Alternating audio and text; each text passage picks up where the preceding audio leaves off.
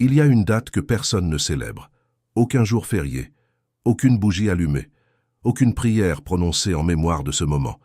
Et pourtant, c'est à cet instant précis que le monde occidental s'est fissuré en deux, non pas avec un tremblement de terre, non pas avec une guerre, non pas avec la chute d'un empire, mais avec la publication silencieuse d'un manuscrit écrit par un homme qui polissait des lentilles de verre pour payer son loyer et qui avait été maudit par la communauté même qui l'avait créé. L'homme s'appelait Spinoza. Et ce qu'il a écrit dans ces pages provoque encore aujourd'hui le même effet qu'il y a 350 ans. Inconfort, colère, fascination, et pour ceux qui ont le courage de lire jusqu'à la fin, quelque chose qui ne peut être décrit que comme une sorte de vertige intellectuel, la sensation que le sol sur lequel vous marchiez avec tant de confiance était en réalité une surface bien plus fine que vous ne l'imaginiez. Mais avant d'arriver au manuscrit, vous devez comprendre la question que Spinoza a portée toute sa vie.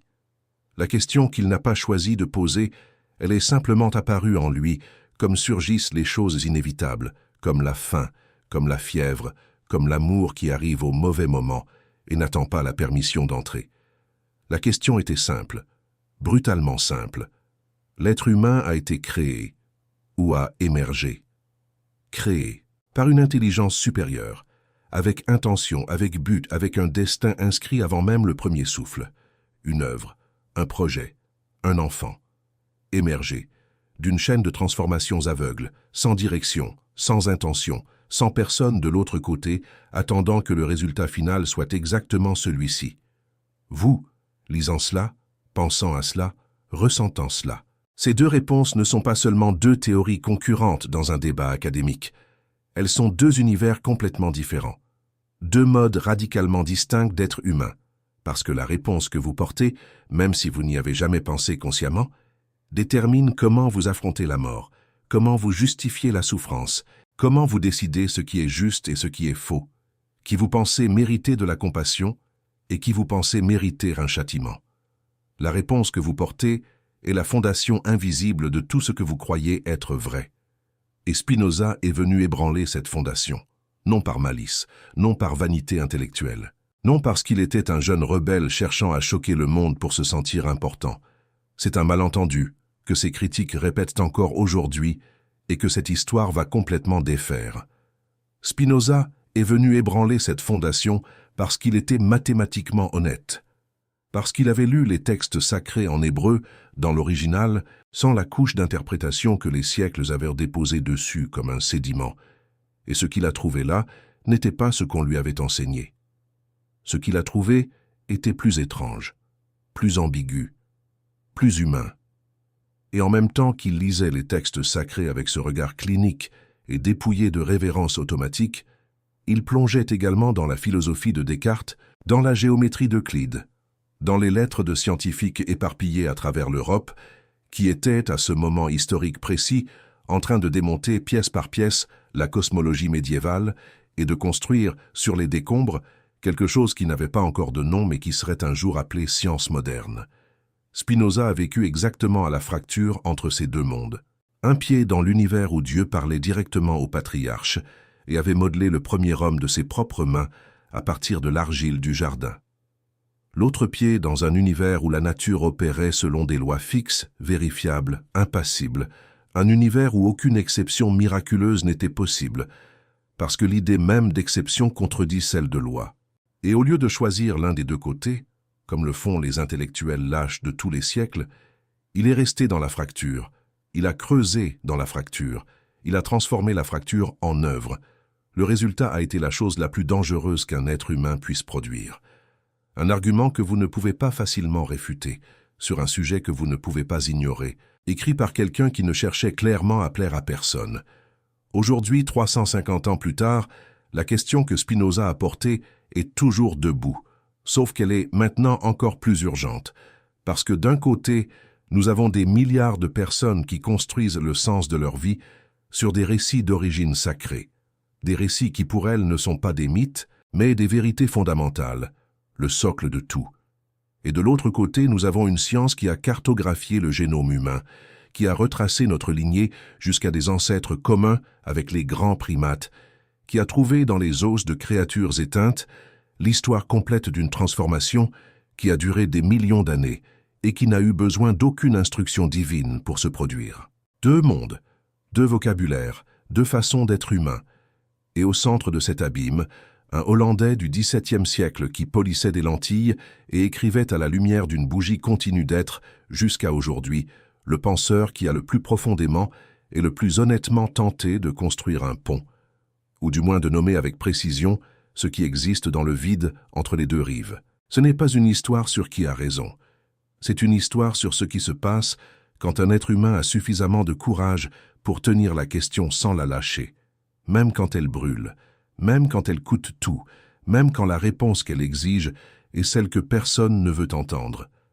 Vous êtes sur le point d'entrer dans cette histoire, et quand vous sortirez de l'autre côté, je suis sûr d'une chose, vous ne regarderez plus cette question de la même manière qu'avant. C'est une promesse.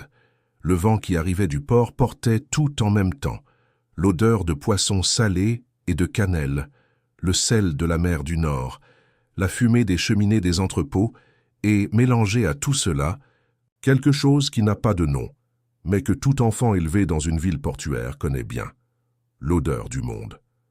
L'odeur qu'il existe quelque chose au-delà, qu'il y a d'autres côtes, d'autres langues, d'autres cieux de l'autre côté de cette eau sombre et froide. Baruch de Spinoza avait 6 ans lorsqu'il commença à réaliser que le monde à l'intérieur de la synagogue et le monde au-delà de ses portes étaient deux endroits complètement différents. À l'intérieur, ordre. À l'intérieur, il y avait la loi, l'hébreu chantait à l'unisson, les hommes à la barbe sombre et au manteau de lin blanc, le rouleau de la Torah enroulé avec la solennité de celui qui tient non pas un texte, mais un cosmos entier. À l'intérieur, il y avait des réponses à tout. L'origine de l'homme était écrite là, dans les premières lignes du premier livre, sans ambiguïté, sans marge de négociation. Bereshit bara Elohim et Hashamayim ve'et haaretz. Au commencement, Dieu créa les cieux et la terre. Et ensuite, de l'argile, il modela l'homme. Et de l'homme, la femme. Et il les plaça dans un jardin. Et il y avait un serpent. C'était le début. C'était la fondation. C'était ce qui soutenait tout le reste. Dehors, chaos. Dehors, il y avait le canal qui sentait la boue et le commerce. Les cris des marins dans 6 langues différentes, les porteurs de caisses avec des muscles comme des cordes de navire, les philosophes qui se réunissaient dans les cafés pour discuter de Descartes et de Galilée, et des nouvelles idées qui balayaient l'Europe comme un vent que personne n'avait demandé, mais que personne ne pouvait arrêter. Dehors, il y avait des hommes qui mesuraient le ciel avec des instruments en bronze et arrivaient à des conclusions qui contredisaient ce qui était écrit dans le livre. Dehors, il y avait des questions auxquelles la synagogue ne répondait pas, ou répondait d'une manière qui ne satisfaisait pas complètement ceux qui demandaient vraiment. La famille Spinoza était arrivée dans cette ville portant des blessures qui ne cicatrisaient pas. Le père, Michael de Spinoza, était un commerçant respecté dans la communauté juive portugaise d'Amsterdam, la même communauté qui s'était reconstituée pièce par pièce après des décennies de fuite et de déguisement sur la péninsule ibérique. Pendant des générations, les Juifs portugais avaient été contraints de se convertir au catholicisme sous la menace de mort, de torture ou d'expulsion. Ils étaient devenus des conversos, des chrétiens nouveaux, des maranes, comme on les appelait avec mépris, un terme qui signifie cochon en espagnol et qui leur a été appliqué avec la cruauté calculée que les persécuteurs réservent à ceux qu'ils haïssent, mais qu'ils doivent de garder près d'eux. Pendant des générations, ils ont prié en secret. Ils ont observé le Shabbat en cachette. Ils ont mis des crucifix sur les murs et des menorahs sous les planches du plancher. Ils ont vécu une vie double avec une telle perfection que leurs propres enfants ne savaient parfois pas exactement qui ils étaient, chrétiens de surface ou juifs de cœur, ou quelque chose de nouveau qui ne rentrait dans aucune des deux catégories. Et puis, quand ils sont enfin arrivés à Amsterdam, la ville la plus tolérante d'Europe à cette époque, le seul endroit où un juif pouvait vivre ouvertement sans risque immédiat de bûcher, que firent-ils? Ils reconstituèrent la communauté avec une intensité presque fiévreuse. Ils construisirent la synagogue, ils établirent les lois, ils créèrent les tribunaux communautaires. Et ils défendirent l'orthodoxie. avec une rigidité qui peut-être ne s'explique que par la mémoire de combien de générations avaient perdu cette orthodoxie de force, et combien cette perte avait coûté. C'est dans cet environnement que Baruch grandissait, dans un environnement où l'identité et la foi étaient la même chose, où remettre en question les fondements de la religion n'était pas seulement une hérésie intellectuelle, c'était une trahison. C'était un coup de poignard dans le dos de tous ces ancêtres qui étaient morts pour préserver exactement ce que vous osiez maintenant mettre en doute. Mais Baruch avait une tête qui ne savait pas s'arrêter. Son professeur, le rabbin Saul Levi Mortera, était l'un des hommes les plus érudits de la communauté. Il avait étudié à Venise, avait débattu avec des théologiens chrétiens, avait écrit des traités contre le christianisme et l'islam avec la précision de celui qui maîtrise les arguments de l'adversaire mieux que l'adversaire lui-même. C'était un homme qui avait profondément réfléchi à la foi, mais qui était arrivé à cette profondeur pour affermir la foi, non pour la défier. Pour chaque doute que l'intellect soulevait, Mortera avait une réponse. Et quand il n'avait pas de réponse, il avait une autorité. Le Talmud a dit, Maïmonide a affirmé, la tradition enseigne. Pour la plupart des élèves, cela suffisait. Pour Baruch, ce n'était pas le cas. Non pas parce qu'il était arrogant, c'est un jugement facile que les biographes superficiels répètent et qui ne résiste pas à une lecture attentive de ses lettres et de son œuvre. Il n'était pas le genre de jeune qui remettait en question pour avoir l'air intelligent. C'était le genre qui remettait en question parce qu'il ne pouvait vraiment pas s'empêcher de voir les fissures. Et les fissures étaient partout, pour ceux qui avaient des yeux pour voir. Par exemple, le récit de la création. Baruch avait lu la Genèse en hébreu, avec l'attention d'un horloger démontant un mécanisme délicat, et ce qu'il avait trouvé dans cette lecture attentive était quelque chose que les années de traduction et d'interprétation avaient presque complètement adouci. Le texte original n'est pas aussi uniforme qu'il semble. Il y a des incohérences. Il y a des répétitions qui n'ont de sens que si le texte a plus d'une origine. Dans le chapitre 1, Dieu crée l'homme et la femme simultanément, tous deux à son image. Dans le chapitre 2, Dieu façonne l'homme à partir de la terre, et ensuite tire la femme de la côte de l'homme. Ce sont deux récits distincts, deux moments distincts, deux logiques distinctes. Qui avait écrit cela? La réponse officielle était Moïse. Moïse avait reçu la Torah directement de Dieu au Sinaï, mot à mot, et l'avait transcrite. Le texte était donc divin dans son intégralité.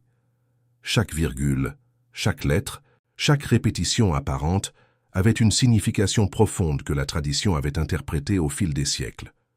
Mais alors Baruch a posé une question qui semblait innocente dans la salle de classe et qui était en réalité une bombe à retardement. Si Moïse a écrit la Torah, qui a écrit le chapitre qui raconte la mort de Moïse? Le professeur a répondu, c'était une prophétie. Moïse a prévu sa propre mort et l'a transcrite. Baruch a regardé le parchemin pendant un long moment, une prophétie. Cette réponse ne le satisfaisait pas, et cette insatisfaction n'était pas de l'entêtement, c'était l'honnêteté d'un intellect qui avait appris, en étudiant la géométrie et la logique, que lorsqu'une réponse nécessite de nombreuses hypothèses supplémentaires pour se soutenir, peut-être que la réponse originale est erronée. En dehors de la synagogue, durant ces mêmes années, l'Europe bouillonnait. Galilée avait été jugé par l'Inquisition 2 décennies plus tôt pour avoir affirmé que la Terre tournait autour du Soleil, et non l'inverse, comme le texte biblique semblait l'indiquer et comme l'Église l'avait enseigné pendant des siècles.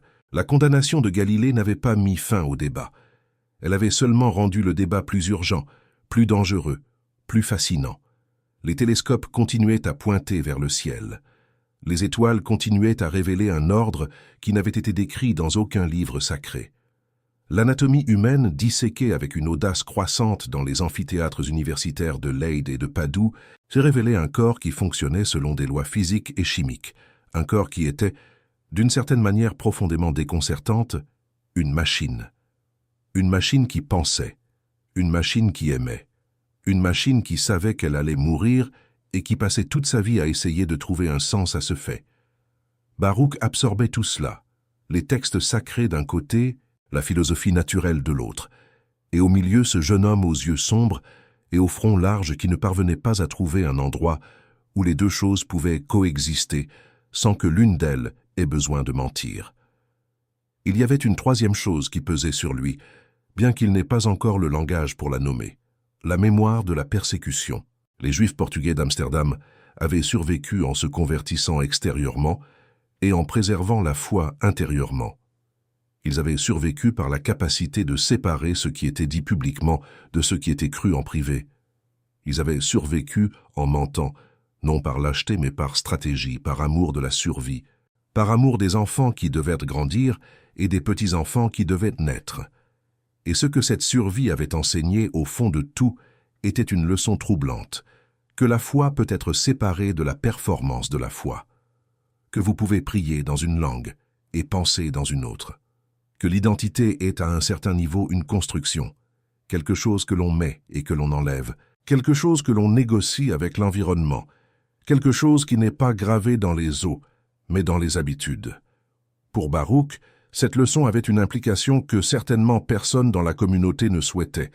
Si l'identité religieuse peut être séparée de la croyance interne, alors la croyance interne est une chose séparée, autonome, indépendante des institutions qui tentent de la contrôler. Et si la croyance est autonome, alors chaque être humain a non seulement le droit, mais l'obligation d'examiner ce qu'il croit les yeux ouverts, sans se référer automatiquement à aucune autorité, à aucune tradition, à aucun ensemble de réponses préfabriquées. Ce n'était pas encore le Spinoza mûr, c'était encore le Baruch adolescent, mais c'était déjà le début de tout.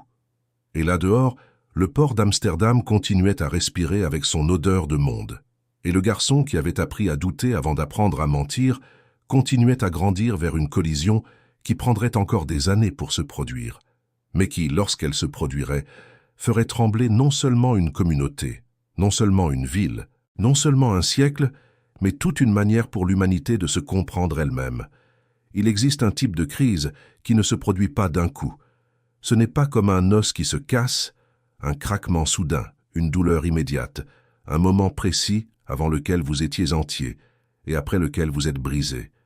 C'est plus semblable à ce qui arrive au vieux bois dans une maison qui vieillit. La fissure commence invisible, à l'intérieur de la structure, où personne ne peut voir. Elle grandit millimètre par millimètre pendant des années. Et un jour, vous appuyez votre poids au mauvais endroit et le plancher cède. Et cela semble soudain, mais ce n'est pas le cas. Cela n'a jamais été soudain. La crise intellectuelle de Spinoza a été ainsi. Quand il avait 18 ans, sa vie a changé de manière brutale et pratique, qui a temporairement éloigné les questions philosophiques au second plan. Sa mère était morte alors qu'il était encore enfant. La tuberculose était une visiteuse fréquente et impitoyable dans les quartiers humides d'Amsterdam. Et maintenant, la mort revenait chercher son père. Michael de Spinoza est tombé malade, et l'entreprise familiale d'importation avait besoin de quelqu'un pour la soutenir. Baruch et son frère Gabriel ont pris en charge l'affaire. Pendant quelques années, Spinoza a vécu la double vie que la situation exigeait. Pendant la journée, dans les entrepôts du port, il négociait des fruits secs et des épices avec le pragmatisme de n'importe quel commerçant. La nuit, à la lumière d'une bougie qui rétrécissait au fur et à mesure que les heures avançaient, il dévorait Descartes. René Descartes était mort en 1650, 8 ans plus tôt, mais son ombre planait encore sur toute la philosophie européenne, avec l'intensité de quelqu'un qui vient de quitter la pièce. Son projet était, en essence, le même projet que Spinoza sentait grandir en lui comme un besoin physique, construire la connaissance sur une fondation qui ne dépende pas de l'autorité, qui ne commence pas par « il est écrit » ou la tradition dit, mais par « je peux démontrer ». Descartes avait commencé par douter de tout. Il était arrivé au célèbre cogito, je pense. Donc je suis comme le seul point fixe irréfutable dans l'univers du doute.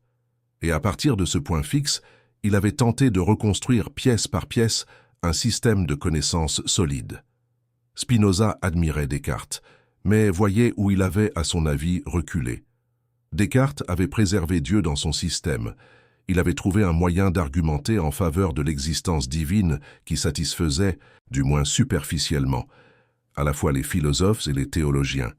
Et il avait préservé la séparation entre l'âme et le corps comme deux substances radicalement distinctes, ce qui permettait à la science d'étudier le corps, tandis que la théologie restait souveraine sur l'âme. Pour Spinoza, cela était intellectuellement insoutenable, non pas parce que Descartes était malhonnête, mais parce que la séparation entre l'âme et le corps était, du point de vue logique, un problème, pas une solution. Comment deux substances complètement distinctes pouvaient-elles interagir? Comment la pensée pouvait-elle mouvoir le bras? Comment la douleur au genou parvenait-elle à la conscience?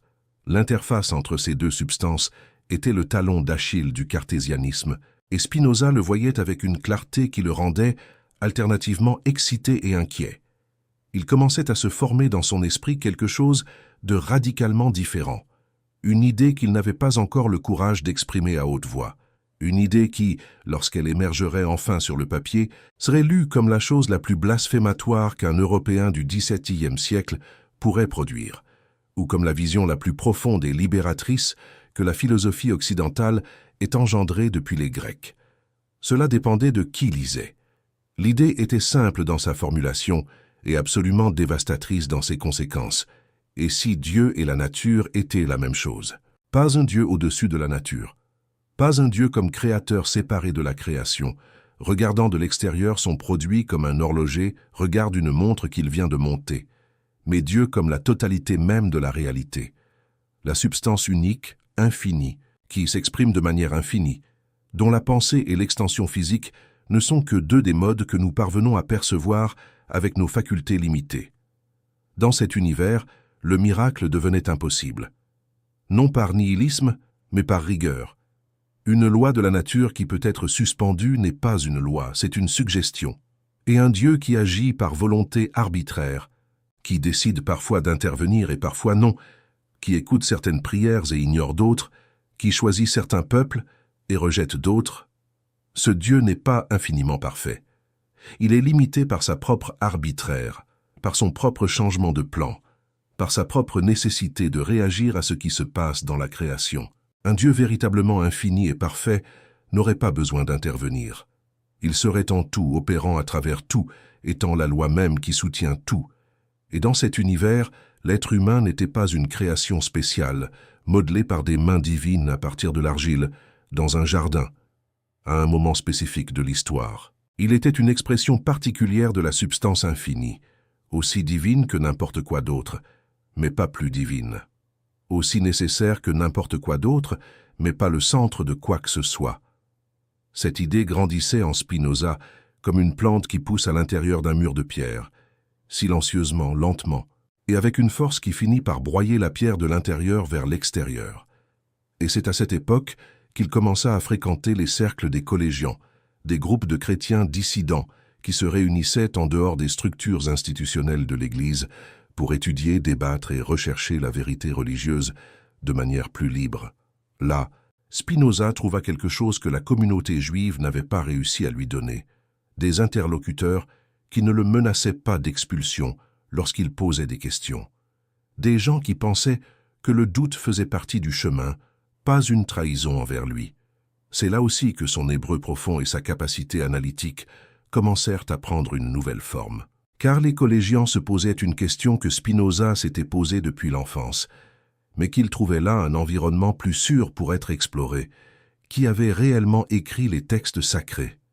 Cette question, la question de l'auteur de la Bible, était au XVIIe siècle l'une des plus explosives qui existait, non seulement du point de vue théologique, mais aussi du point de vue politique, parce que si les textes sacrés étaient des écrits humains composés au fil des siècles par différents auteurs, avec différents agendas, préservés et édités par des scribes qui avaient fait des choix, alors l'autorité de ces écritures sur la vie publique, sur les lois, sur les rois, sur les tribunaux, devait être fondamentalement repensée.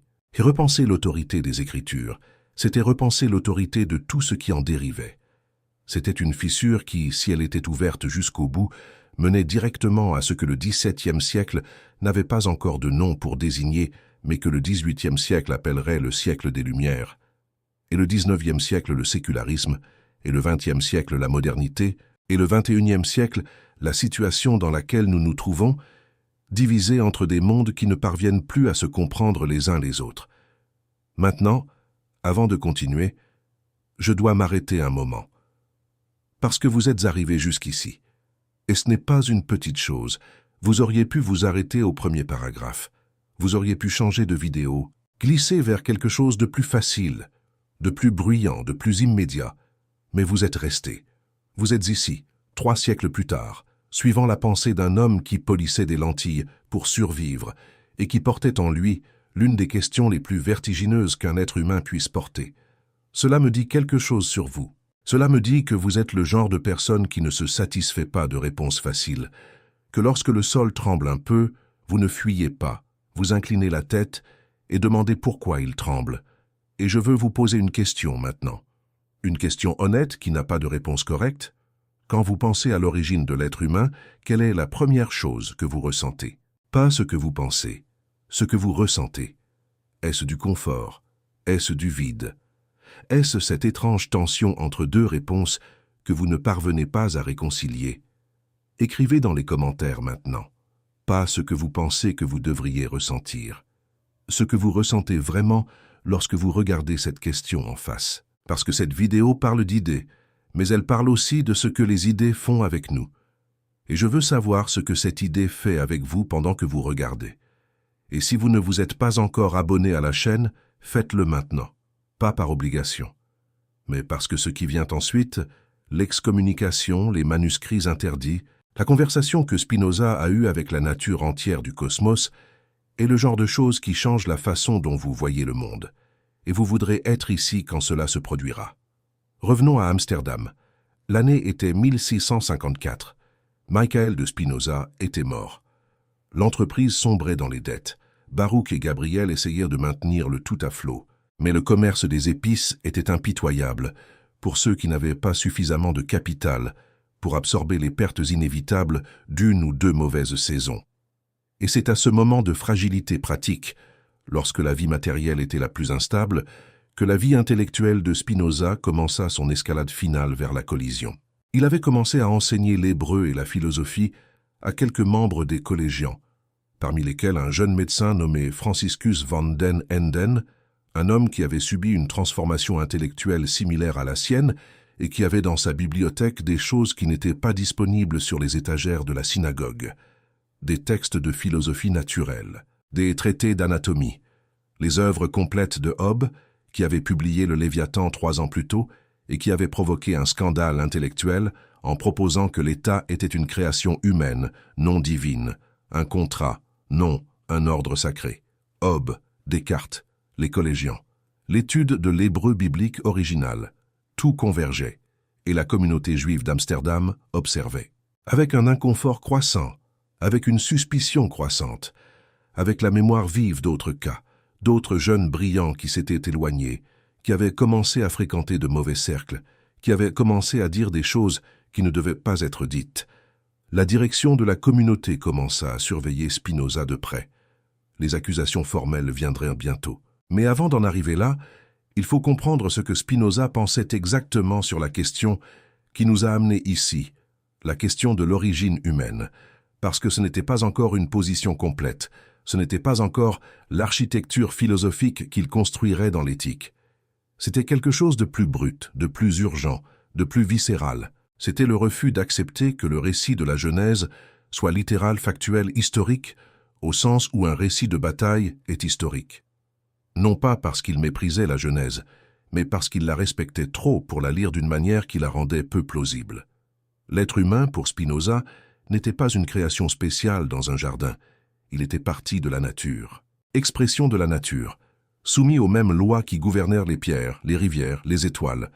Doté de raison, oui, et c'était extraordinaire, mais pas pour cela séparé du tissu du réel. Pas pour cela privilégié par une divinité personnelle qui avait choisi cette espèce parmi toutes les autres, pour être l'image et la ressemblance de quelque chose de transcendant. Cette idée, à ce moment-là, vivait encore uniquement dans sa tête et dans ses conversations avec les quelques personnes en qui il avait confiance. Mais le temps comptait. 27 juillet 1656. Un jeudi d'été à Amsterdam. Le canal reflétait un ciel haut et clair avec cette lumière spécifique du nord européen que les peintres hollandais de ce siècle savaient capturer comme nul autre, une lumière qui semble venir de l'intérieur des choses, pas d'en haut. À la synagogue Talmud Torah, dans le cœur du quartier juif, la congrégation avait été convoquée pour une cérémonie que peu de gens assistaient plus d'1 ou 2 fois dans leur vie. Un chérem, une excommunication. Le chazan, le chanteur liturgique, alluma les bougies noires. Le corps de bélier, le chauffard, fut porté aux lèvres et résonna dans l'acoustique de la synagogue avec ce timbre qui est à la fois musique et alarme, louange et avertissement. Les bougies furent inversées, les flammes pointées vers le bas, symbolisant l'extinction de la présence de quelqu'un au sein de la communauté. Et alors le décret fut lu à haute voix, pour que tous entendent. Le nom du décret était Chérem, le mot hébreu pour anathème, pour malédiction, pour exclusion totale. Et ce qui fut lu ce jour-là n'était pas un simple avertissement. C'était l'une des excommunications les plus violentes et les plus énigmatiques de l'histoire religieuse juive moderne.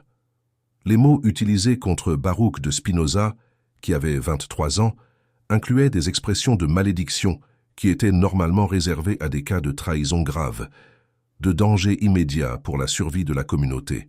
Le décret disait en partie que Spinoza avait commis d'abominables hérésies et des œuvres monstrueuses, qu'il avait été enquêté et que l'enquête avait révélé des choses horribles, qu'à partir de ce jour, personne ne pourrait avoir de contact avec lui, ne pas lui parler, ne pas lui écrire, ne pas lui rendre de service, ne pas être sous le même toit que lui, ne pas s'approcher à moins de 4 coudées de sa présence. Aucun membre de la communauté n'avait vu quelque chose de semblable. Et ce qui rend ce décret, et continue de rendre ce décret, fascinant pour les historiens, c'est ce qu'il ne dit pas. Il condamne, mais n'explique pas. Il mentionne des hérésies, mais ne les nomme pas. Il cite des œuvres monstrueuses, mais ne les décrit pas. C'est un document de punition sans accusation spécifique, ce qui est extraordinaire pour un système juridique aussi détaillé et rigoureux que le judaïque. Que Spinoza avait-il exactement dit ou fait? Certaines théories ont survécu jusqu'à aujourd'hui. La plus documentée suggère que Spinoza avait exprimé dans des conversations, possiblement avec d'autres jeunes de la communauté, que la Torah n'avait pas été écrite par Moïse, qu'elle était une compilation humaine historique, éditée par des mains multiples au fil des siècles. Cela, en soi, serait déjà suffisant pour une punition sévère. Mais il y avait plus. Il y a des rapports selon lesquels Spinoza avait suggéré que le Dieu de la Bible n'était pas transcendant au sens traditionnel. Ce n'était pas un être personnel qui pensait, qui voulait, qui s'irritait et qui pardonnait. C'était une métaphore pour l'ordre rationnel de l'univers, un langage que les auteurs bibliques utilisaient pour décrire quelque chose que la philosophie décrit avec d'autres termes, et peut-être la plus explosive de toutes, que les anges n'existèrent pas en tant qu'êtres autonomes, que l'âme n'était pas immortelle au sens personnel, et que l'être humain n'était fondamentalement pas différent, par nature, des autres animaux. Cette dernière affirmation, que l'être humain n'était fondamentalement pas différent des autres animaux, mérite une attention particulière, parce qu'elle est, au fond, la question que nous poursuivons dans cette histoire. Et elle est aussi la question que, 2 siècles plus tard, Darwin systématiserait avec des preuves empiriques d'une manière qui divise encore le monde aujourd'hui. Spinoza y était arrivé le premier. Pas avec des fossiles, pas avec un séquençage génétique, mais avec de la logique, avec l'analyse rigoureuse de ce que le concept de nature exige, si la nature est une totalité régie par des lois, s'il n'y a pas d'exception, si tout ce qui existe exprime la même substance fondamentale, alors la distinction qualitative entre humain et animal est une illusion commode, une illusion qui nous réconforte, qui nous protège de la vertige de nous reconnaître comme partie du même tissu que la fourmi, le loup, le chêne, le volcan. Une illusion donc.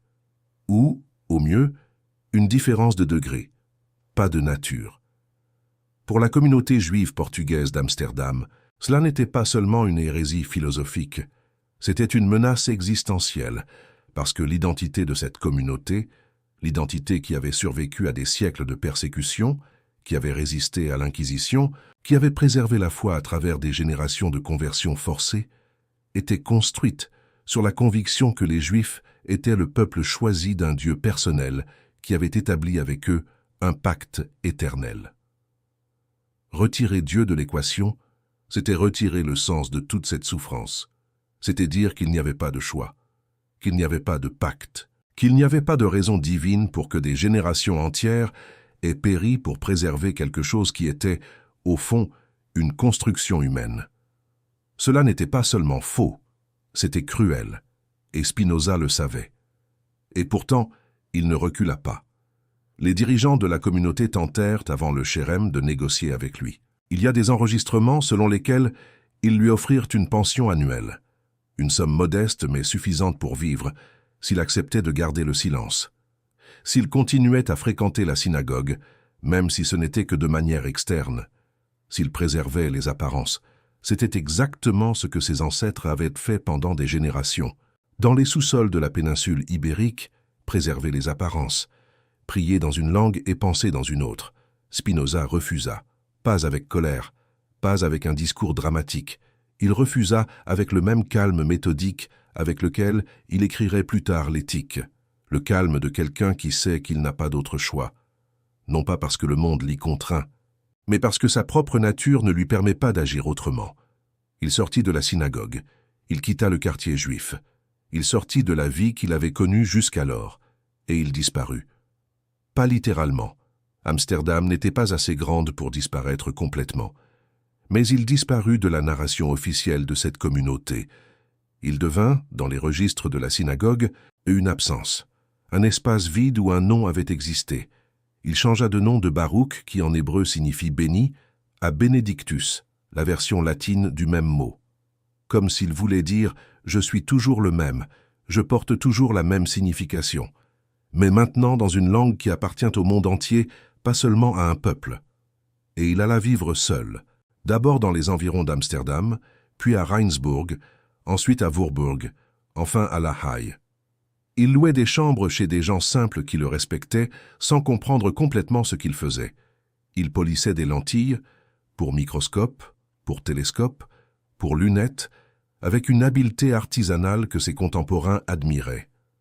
Parfois, il crachait du sang. La tuberculose, qui avait emporté sa mère, avait également trouvé en lui un hôte.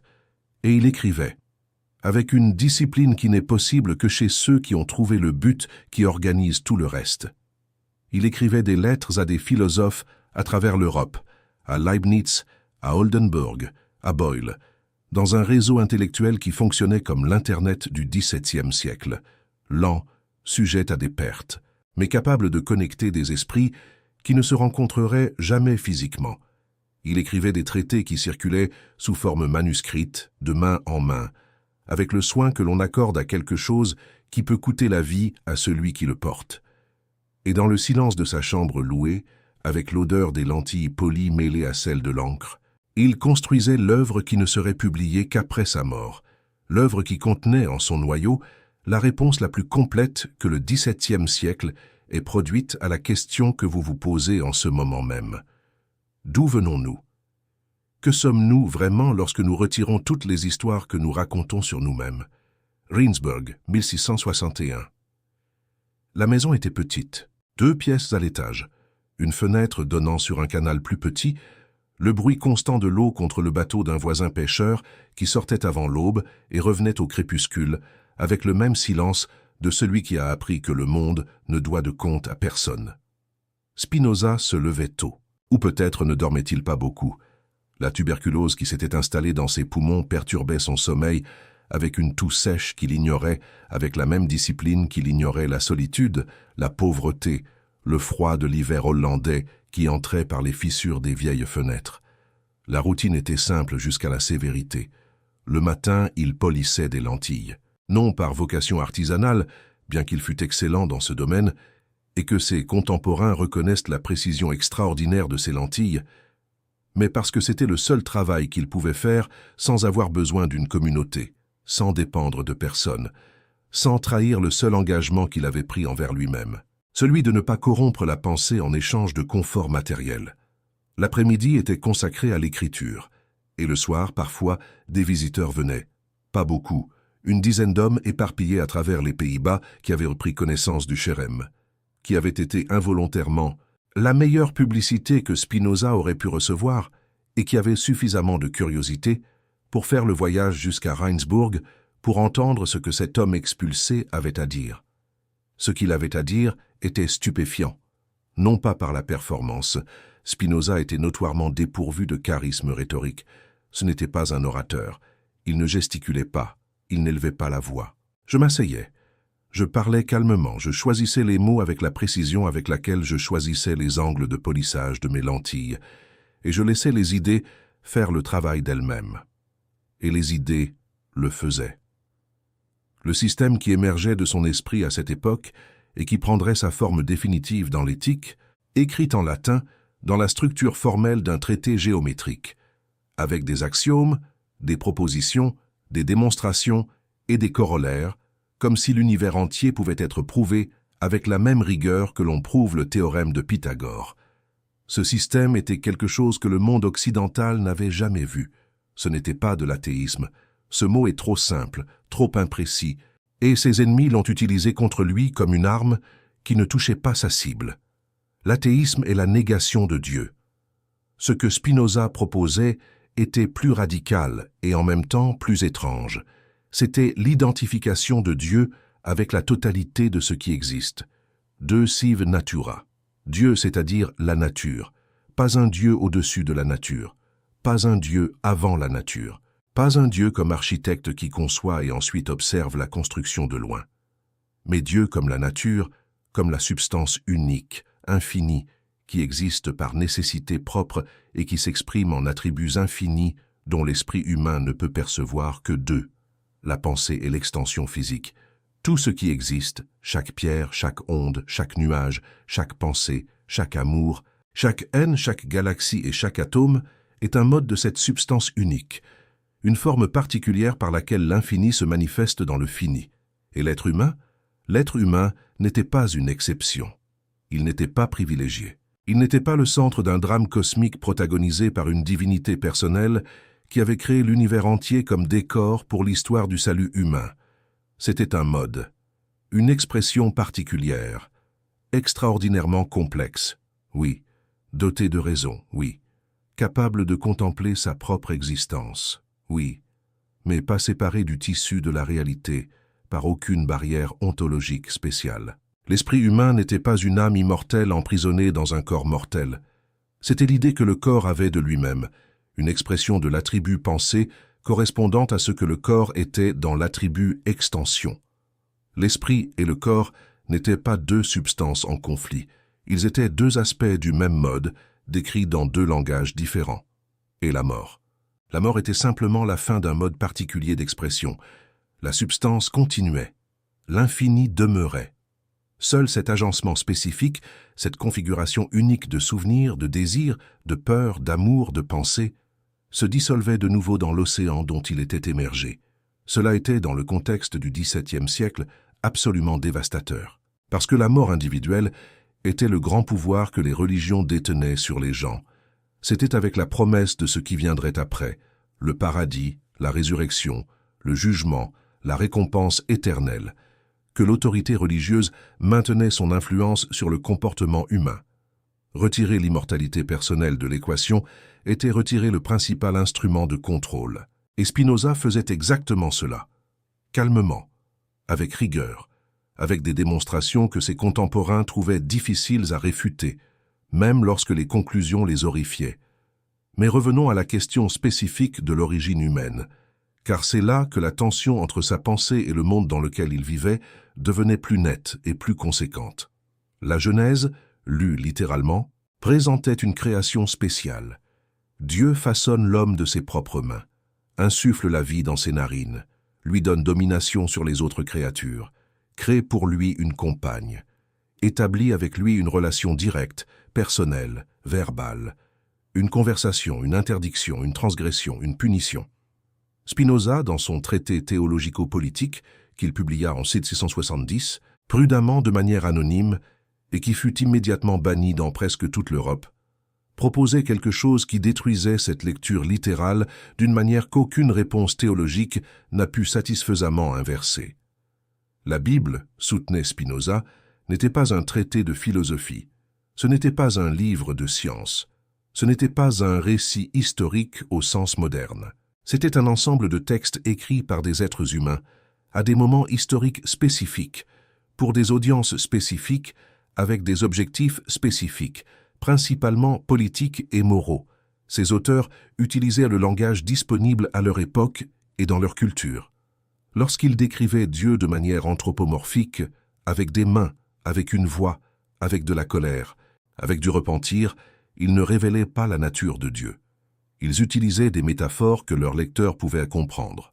Cela signifiait que la narration de la création dans la Genèse n'était pas une description factuelle de la façon dont l'être humain était apparu. C'était une narration morale et théologique, une affirmation sur la valeur humaine, sur la responsabilité humaine, sur la relation entre l'humain et le sacré, exprimée dans le langage narratif disponible à ce moment historique. Le contenu philosophique de cette narration pouvait être précieux, mais la prendre comme un récit littéral d'événements physiques était une erreur de catégorie. C'était confondre poésie avec science, métaphore avec description. Cette distinction, qui semble aujourd'hui évidente pour de nombreux théologiens progressistes, qui ont adopté des versions d'elle pour réconcilier foi et science, était, au XVIIe siècle, une bombe. Parce que si la Genèse n'était pas littéralement vraie, que restait-il?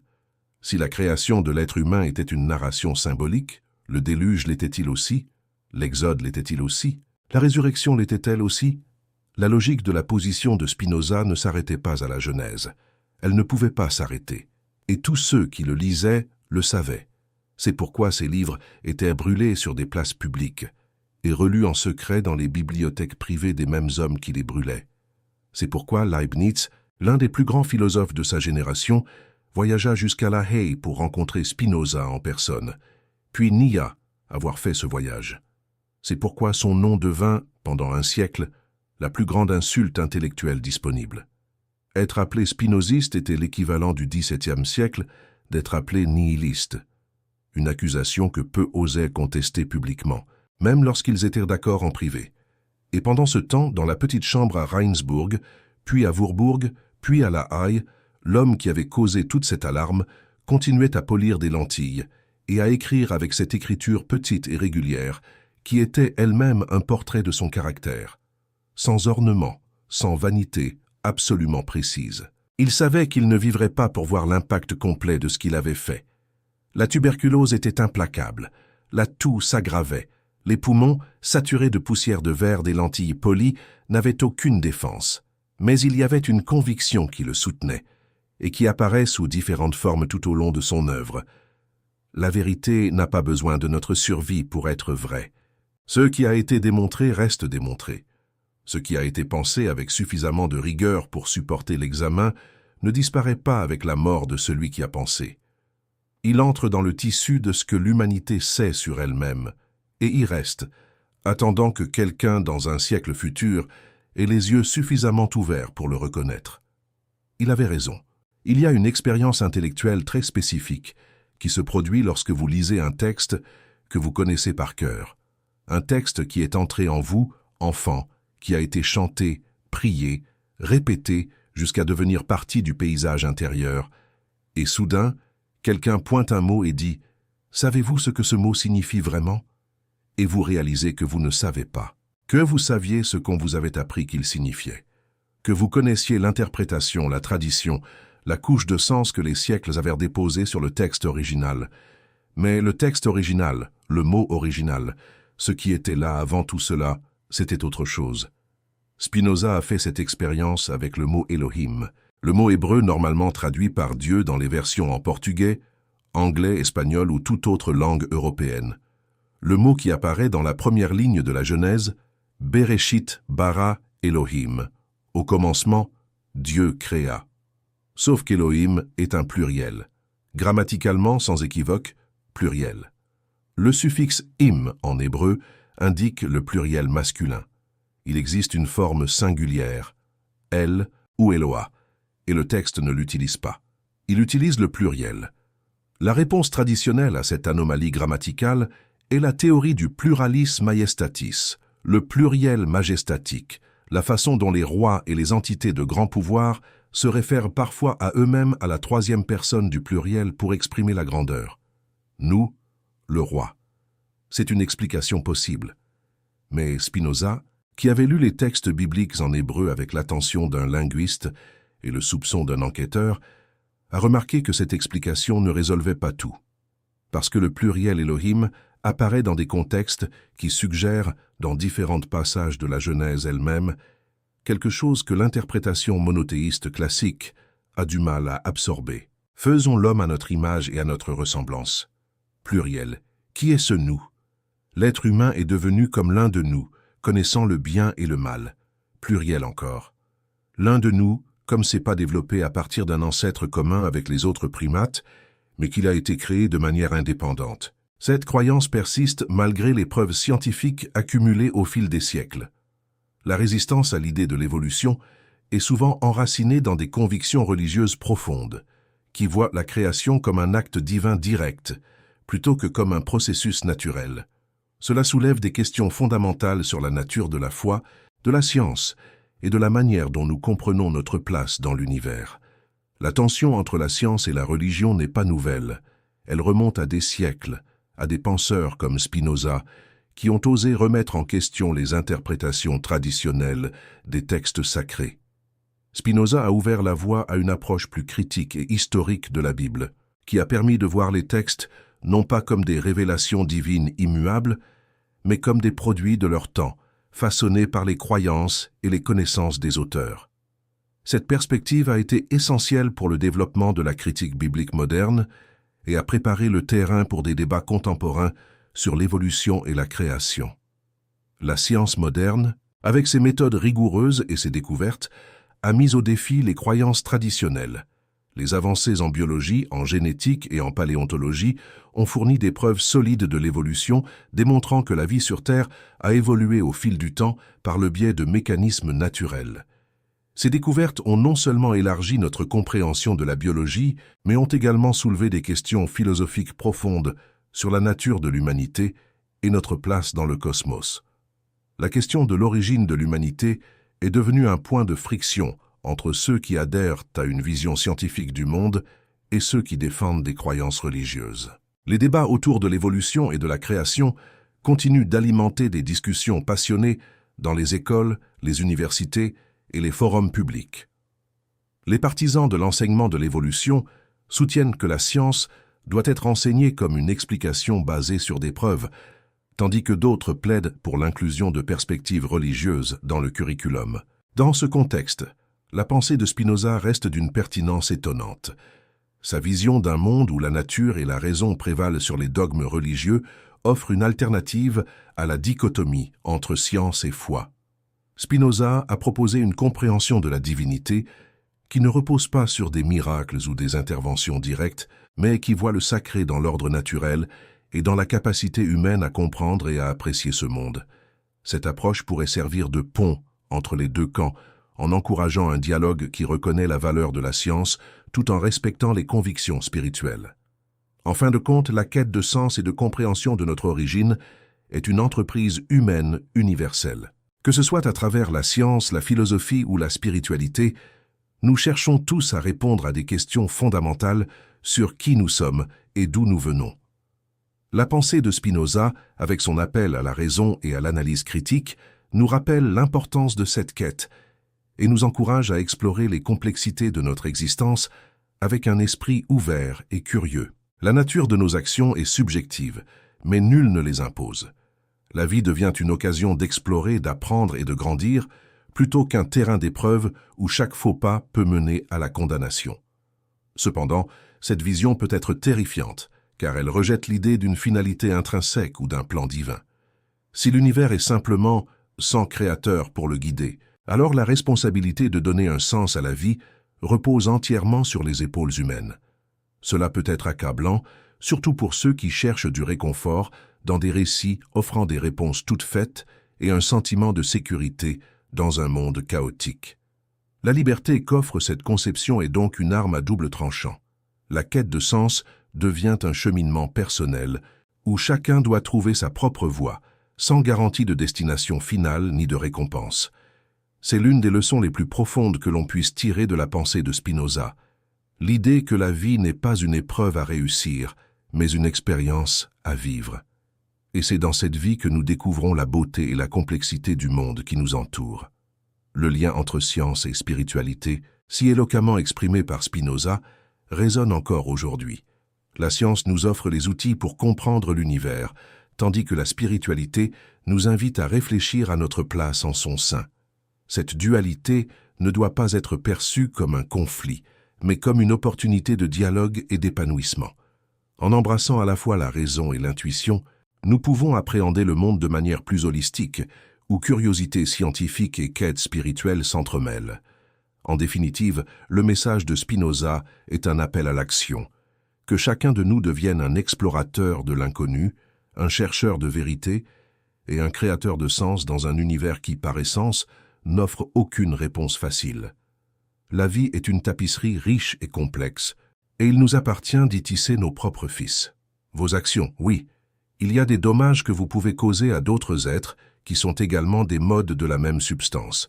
Et ces dommages comptent, ils comptent beaucoup dans l'éthique spinoziste. Mais il n'y a pas de péché originel, il n'y a pas de malédiction héritée, il n'y a pas de dette que vous devez payer simplement pour exister. Terrifiant parce que cela retire aussi le confort de savoir qu'il y a quelqu'un qui écoute quand vous priez, qu'il y a un but au-delà de votre vie individuelle, au-delà de la vie de votre espèce, au-delà de la vie de l'univers visible, que la mort n'est pas la fin de tout ce que vous êtes. Spinoza ne ignorait pas cette terreur, il l'affrontait directement. L'éthique se termine par ce qu'il appelait la liberté humaine, la capacité de comprendre la nécessité de l'univers et, en la comprenant, de ne plus être esclave des passions que cette nécessité produit. La peur de la mort, la convoitise, la colère, le ressentiment, toutes ces passions sont des formes de servitude. Elles sont le résultat d'une compréhension partielle de la réalité, d'un point de vue étroit, qui ne parvient pas à voir le tout. Quand vous comprenez, vraiment comprenez, pas seulement intellectuellement mais viscéralement, avec tout votre être, que vous êtes nature, que votre existence est nécessaire de la même manière que l'existence de tout est nécessaire, que votre mort n'est pas une perte cosmique, mais une transformation d'un mode en d'autres modes, que l'amour que vous avez ressenti et la pensée que vous avez pensée étaient des expressions réelles de la substance infinie et donc ne peuvent tout simplement pas cesser d'avoir été. Quand vous comprenez tout cela, alors la terreur diminue. Elle ne disparaît pas. Spinoza ne promettait pas la disparition de la souffrance, il promettait sa compréhension. Et il affirmait, avec la conviction de quelqu'un qui avait testé cette affirmation dans sa propre vie, que la compréhension, à elle seule, transforme la relation avec la souffrance d'une manière qu'aucune promesse externe ne peut atteindre. Ce n'est pas pour tout le monde. Spinoza le savait. Dans une lettre célèbre, il a écrit que la liberté que sa philosophie offrait était difficile justement parce qu'elle était rare, et que les choses rares sont nécessairement difficiles. Mais ce qui m'intéresse ici, ce qui est au cœur de cette histoire, c'est ce qui se passe lorsque vous appliquez ce regard spinoziste à la question que nous avons commencée, l'origine humaine. Si vous êtes nature, si vous avez émergé d'un processus qui a duré des milliards d'années, qui a traversé des organismes unicellulaires et des poissons et des reptiles et des primates, qui a accumulé en lui toute l'histoire de la vie sur Terre, alors ce que vous êtes n'est pas quelque chose de petit, c'est quelque chose d'extraordinairement grand et extraordinairement improbable. Pas improbable dans le sens où cela aurait pu ne pas se produire, car dans la vision spinoziste, tout ce qui s'est passé était nécessaire. Mais improbable dans le sens où, dans l'immensité de ce qui existe, la combinaison spécifique d'événements qui a produit vous, cet agencement particulier de matière et d'énergie qui pense ses pensées, qui ressent ses sentiments, qui pose cette question, est quelque chose qui n'a jamais existé auparavant et n'existera jamais de nouveau. Il n'y a pas deux modes identiques de la substance infinie. Chaque expression de l'infini dans le fini est unique, non pas parce que Dieu l'a choisi spécialement, non pas parce que vous avez été modelé avec un but singulier, mais parce que la logique même de l'expression infinie dans le fini est celle de la différence, de la particularité, de la singularité irrépétable. Vous êtes la nature contemplant elle-même, d'un angle qui n'a jamais existé et n'existera jamais. C'est, dans la perspective de Spinoza, ce que signifie être humain. Pas la couronne de la création, pas l'image et la ressemblance d'un Dieu personnel, pas un être séparé de la nature par une âme immortelle emprisonnée dans un corps mortel, mais une forme particulière et irrépétible par laquelle la réalité entière prend conscience d'elle-même, avec toutes les limitations, toutes les douleurs, toutes les confusions que cela implique, et aussi avec toute la capacité de joie, de compréhension, d'amour que cette singularité rend possible. Il y a quelque chose dans cette vision qui est à la fois désolant et profondément digne. Désolant parce que cela retire le réconfort facile. Digne parce que ce qui remplace le réconfort facile n'est pas le vide, c'est la responsabilité. La responsabilité d'être, avec la plus grande intégrité possible, le mode unique et irrépétible que vous êtes. 21 février 1677. Benedictus de Spinoza avait 44 ans. La tuberculose était arrivée à son stade final. Les poumons qui avaient absorbé pendant des décennies la poussière fine du verre poli, cette poussière presque invisible qui flotte dans l'air d'un atelier de lentilles, comme une brume que personne ne remarque, jusqu'à ce que le dommage soit déjà fait. Ces poumons avaient capitulé. Les récits qui nous sont parvenus décrivent une mort calme, sans drame, sans terreur de dernière minute, sans regrets exprimés. Le médecin qui le suivait était sorti ce matin-là pour faire une autre visite. À son retour, Spinoza était déjà mort, seul, comme il avait vécu la plus grande partie de sa vie adulte. Non par amertume, ses lettres et ses textes n'ont rien du ressentiment de l'exilé, mais par le choix constant de ne pas compromettre la pensée en échange de compagnie, de ne pas adoucir les conclusions pour être mieux accueillis, de ne pas fermer les yeux sur ce que les yeux insistaient à voir, même quand ce que cela voyait coûtait tout le reste. Ce même jour, ou peut-être le lendemain, les enregistrements ne sont pas complètement précis. Ses amis trouvèrent dans la chambre du défunt un tiroir verrouillé. À l'intérieur du tiroir se trouvait le manuscrit de l'Éthique et d'autres textes inédits. Ils publièrent tout dans la même année.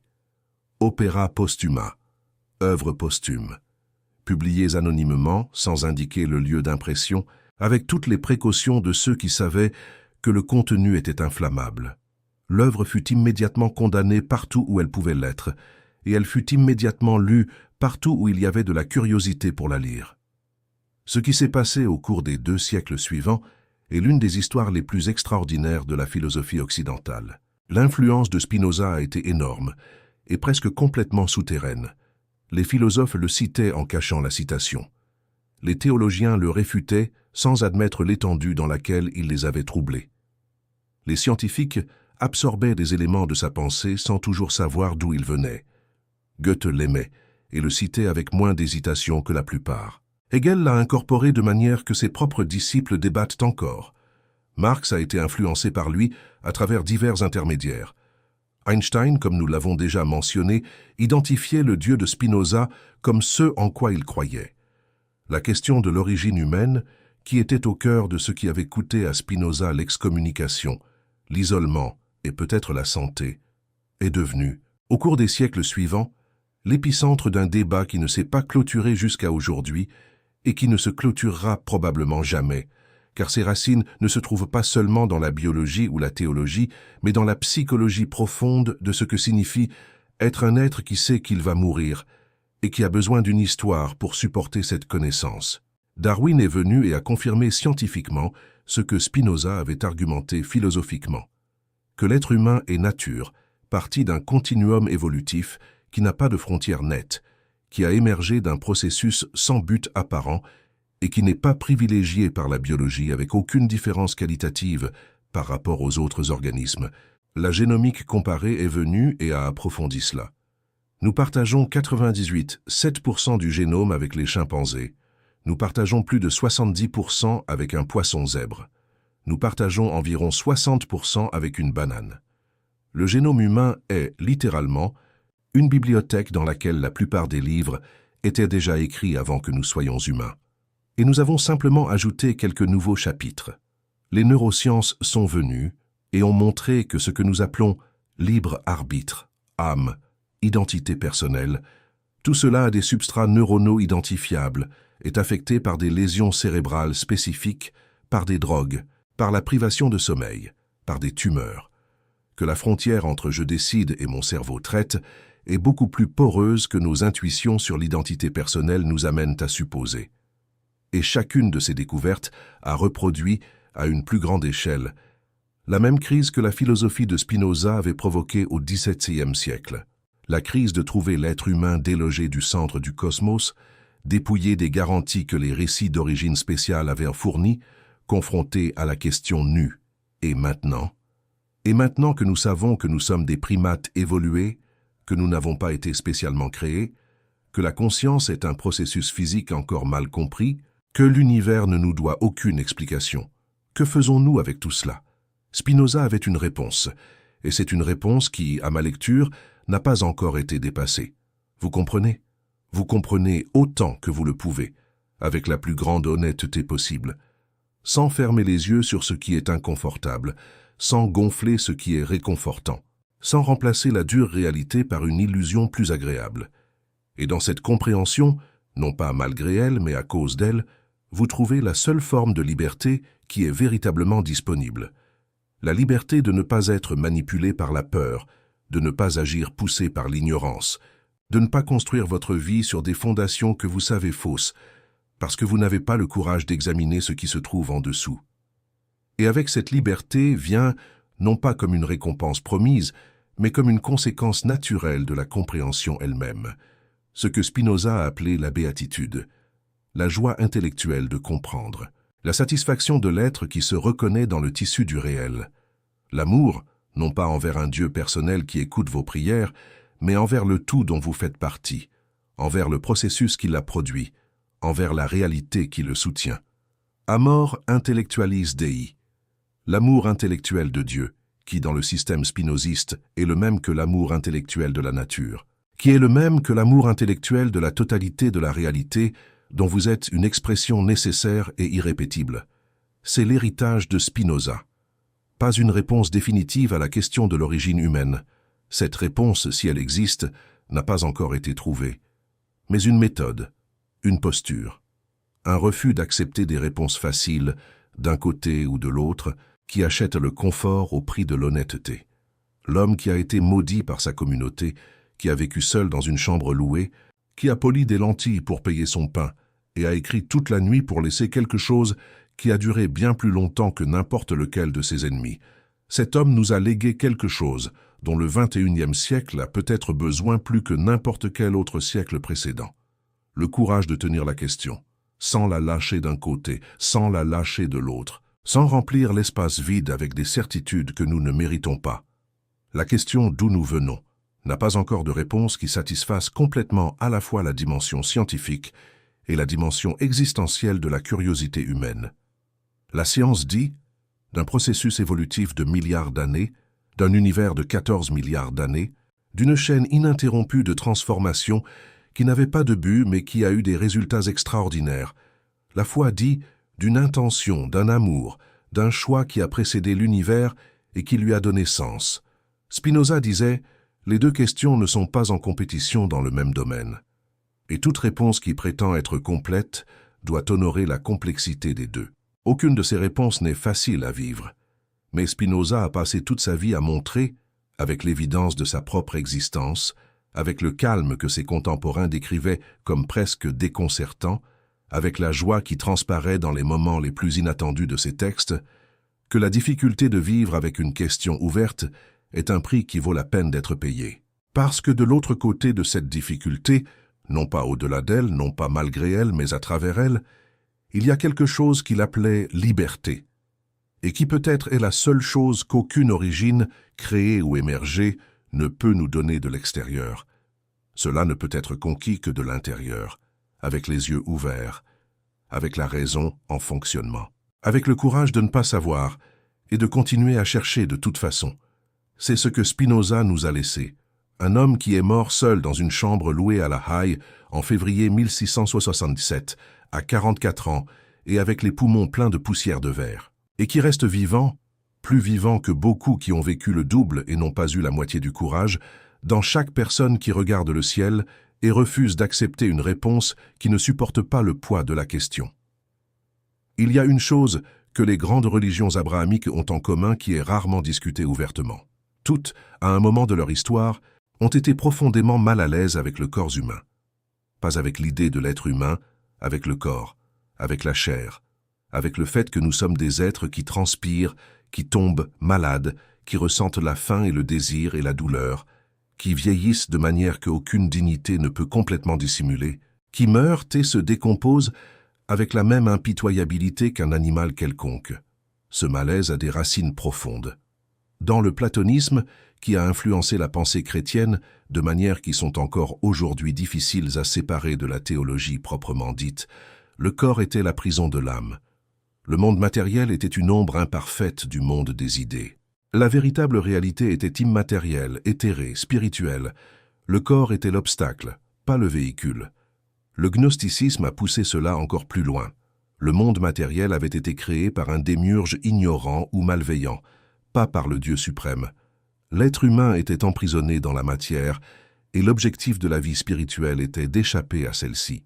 Le judaïsme rabbinique et l'islam ont été plus ambigus. Dans les deux traditions, le corps a un rôle plus affirmatif que dans le platonisme chrétien. Mais même là, le corps est source d'impureté rituelle, de tentation, de faiblesse, qui doit être discipliné par la loi et par la volonté.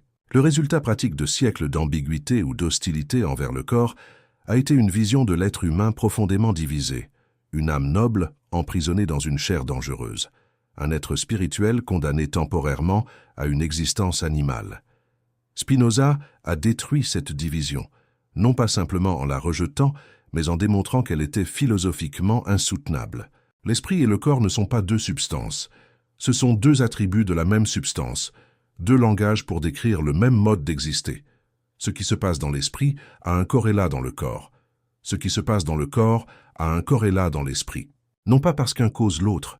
Spinoza rejetait le modèle de causalité entre l'esprit et le corps, mais parce qu'ils sont la même chose décrite sous deux angles différents.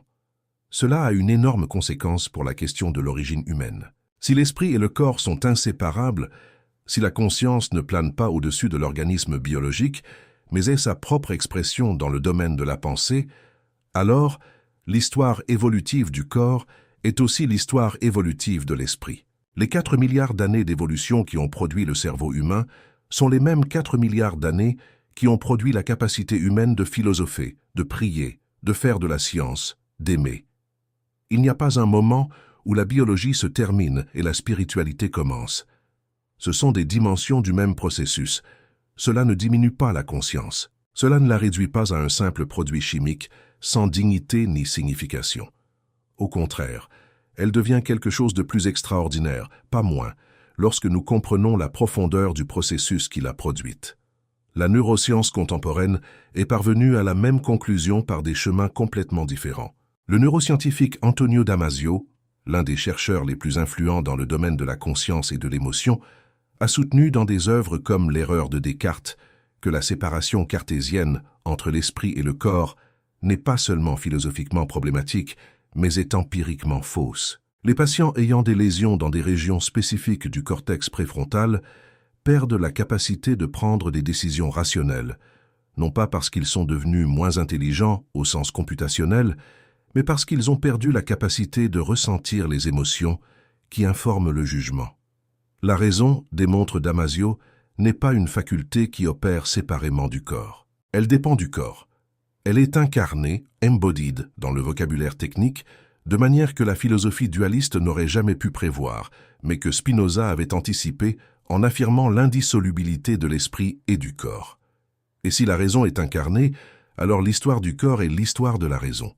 Alors l'évolution qui a façonné la main, le pied, le visage et le larynx humain, qui a façonné l'appareil phonatoire qui a rendu le langage possible, qui a façonné le cortex préfrontal, qui a rendu la planification à long terme possible, qui a façonné le système limbique, qui a rendu le lien émotionnel possible, cette même évolution a façonné la philosophie, la théologie, la science, la musique, la poésie, l'amour. Non pas comme une addition externe, comme une expression interne. L'être humain n'est pas un ange avec un problème de locomotion. C'est un animal qui a développé la capacité de contempler l'infini et qui porte dans chaque cellule l'histoire de la façon dont cette capacité est apparue. Spinoza le savait, pas avec les termes de la neuroscience contemporaine, pas avec les données de la génomique évolutive, mais avec la clarté de celui qui a regardé directement ce que la raison exige quand elle ne se permet pas d'illusion. Et il avait trouvé dans cette clarté non pas désolation, mais une sorte de paix qui vient d'être en accord avec ce qui est réel. En 2003, le projet Génome humain a été achevé. Après 13 ans, 3 milliards de dollars et le travail de centaines de scientifiques dans 18 pays, le génome humain avait été séquencé pour la première fois. Les 3 milliards de paires de bases qui composent le manuel d'instruction de l'Homo sapiens étaient cartographiés. L'annonce a été faite avec pompe et circonstance. L'ancien président américain Bill Clinton a déclaré que nous étions apprenant le langage dans lequel Dieu avait créé la vie. L'ironie ne pouvait guère être plus grande, car ce que le génome humain a révélé, dans les années qui ont suivi sa décodification, était précisément ce que Spinoza avait soutenu d'un point de vue philosophique et Darwin d'un point de vue biologique. Qu'il n'y a pas de frontière nette entre l'humain et le non-humain. Que nous sommes, au niveau le plus fondamental de notre constitution physique, les héritiers d'une lignée qui s'étend sur des milliards d'années, sans aucune rupture, sans aucun moment où un souffle divin a transformé l'argile en quelque chose de qualitativement différent de tout le reste. Nous partageons des gènes avec des champignons. Nous partageons les mécanismes de base de la réplication de l'ADN avec des bactéries. Les gènes qui contrôlent le développement de l'œil humain ont des homologues chez les mouches. La machinerie moléculaire qui produit de l'énergie dans nos cellules est essentiellement la même que celle qui existait chez des organismes unicellulaires il y a 2 milliards d'années. Nous sommes, littéralement, la nature qui s'est relue. Mais voici la tension que le génome a amenée au centre du débat, et qu'aucune séquençation, aussi précise soit-elle, n'a pu résoudre. Le génome explique le comment. Il n'explique pas le pourquoi. Il montre comment l'information qui produit un être humain a été accumulée au cours de milliards d'années de mutations et de sélection. Il montre d'où nous venons dans un sens mécanique, causal, historique. Mais il ne répond pas, il ne peut pas répondre, car cela dépasse le domaine de la question. Pourquoi ce processus s'est produit de telle manière qu'il a produit des êtres capables de séquencer leur propre génome et de poser des questions sur son sens? C'est la même asymétrie que Spinoza avait identifiée entre l'explication et le sens. Spinoza distinguait entre la connaissance du premier genre, la connaissance sensorielle et imaginative, qui nous donne des informations sur le monde, mais qui est partielle et sujette à erreur, et la connaissance des deuxième et troisième genres, qui sont des formes progressivement plus complètes de compréhension rationnelle et intuitive de la nécessité du réel. La science, dans sa forme la plus rigoureuse, est une expression de la connaissance du deuxième genre. Elle identifie des motifs, établit des lois, démontre des nécessités. Elle est extraordinaire. Elle est indispensable.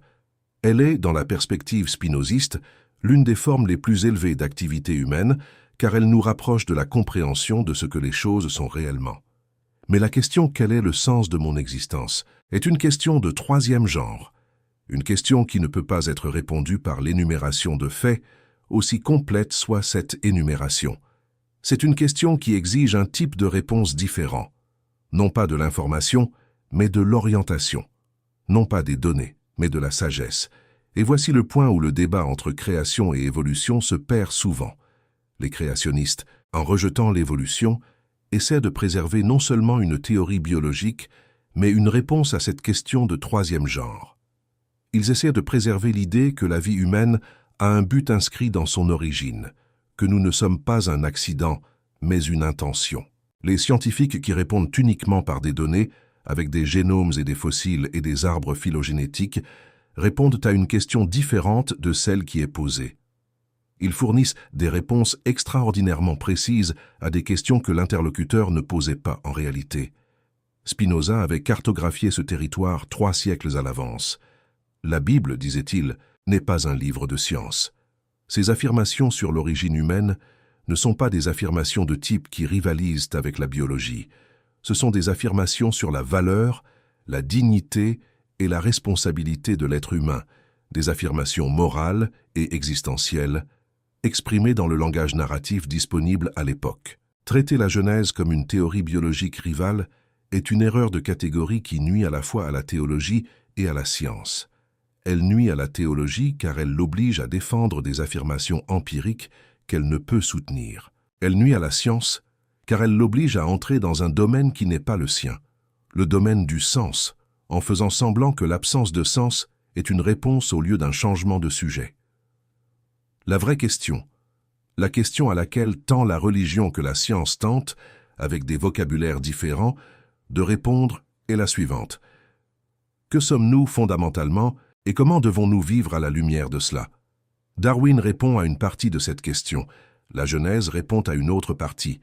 Spinoza a peut-être été le seul penseur de la tradition occidentale à proposer une structure dans laquelle les deux réponses ont leur place, sans que l'une ou l'autre ait besoin de faire semblant d'être quelque chose qu'elle n'est pas.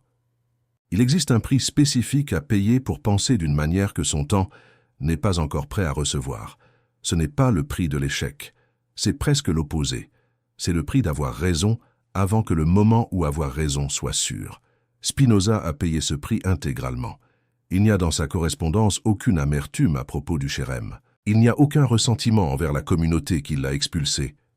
Il y a occasionnellement de la fatigue de celui qui explique patiemment et voit les explications ne pas atteindre là où elles doivent arriver.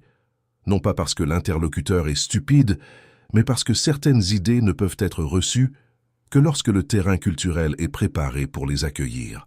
Le terrain n'était pas préparé au XVIIe siècle. Les outils pour séparer la lecture littérale de la lecture symbolique des textes sacrés existaient dans la tradition juive. Maïmonide avait fait ce travail de manière magistrale au XIIe siècle, interprétant les anthropomorphismes bibliques comme des métaphores nécessaires pour un public qui ne pourrait pas absorber la vérité philosophique directement. Ils existaient dans la tradition chrétienne. Origène et Augustin avaient lu des parties de l'Ancien Testament allégoriquement, lorsque la lecture littérale était en conflit avec la raison. Mais il y avait une différence fondamentale entre ce que Maïmonide et Augustin faisaient et ce que Spinoza faisait.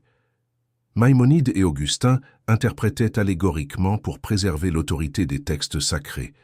Ils trouvaient le sens profond sous la lettre impossible, et ce sens profond confirmait et approfondissait la foi. Spinoza interprétait historiquement pour situer les textes dans leur contexte humain.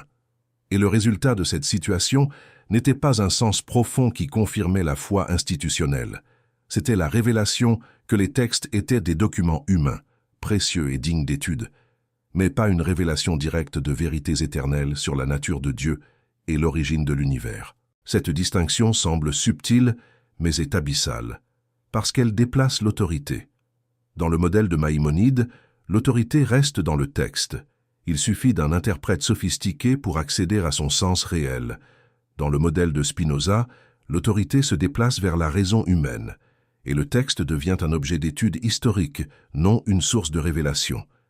C'est en essence ce que l'Académie biblique moderne fait. La théologie historique critique, développée principalement au XVIIIe et XIXe siècle par des universitaires allemands comme Johann Semler, Johann David Michaelis et ensuite Julius Wellhausen, a adopté précisément la méthode que Spinoza avait proposée dans le traité théologico-politique, traiter les textes bibliques comme des documents historiques, situés dans leur contexte, composés par des auteurs humains identifiables avec des motivations identifiables. Aujourd'hui, c'est la norme dans les universités. Dans les facultés de théologie sérieuse, plus personne ne défend que Moïse a écrit le Pentateuque comme son auteur unique au sens moderne. Plus personne ne nie la pluralité des sources qui composent les premiers livres de la Bible. Mais cela ne s'est pas traduit par la pacification du débat sur l'origine humaine.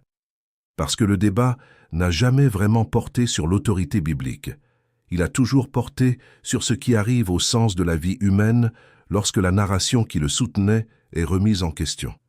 Spinoza comprenait cela. Et il avait une réponse. La réponse était que le sens de la vie humaine ne dépend pas d'une narration d'origine spécifique. Il ne dépend pas d'avoir été créé dans un jardin par un Dieu personnel. Il ne dépend pas d'être le centre du cosmos, le sommet de la création, l'objet de l'amour divin spécial.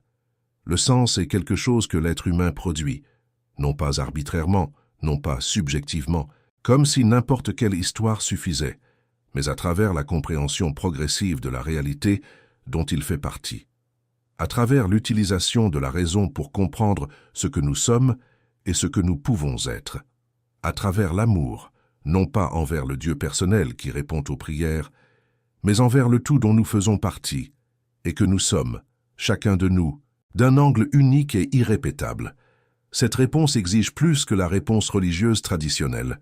Elle exige que vous soyez l'auteur de votre propre sens, sans la garantie externe qu'il existe quelqu'un qui a déjà écrit l'intrigue et qui garantit qu'elle se termine bien.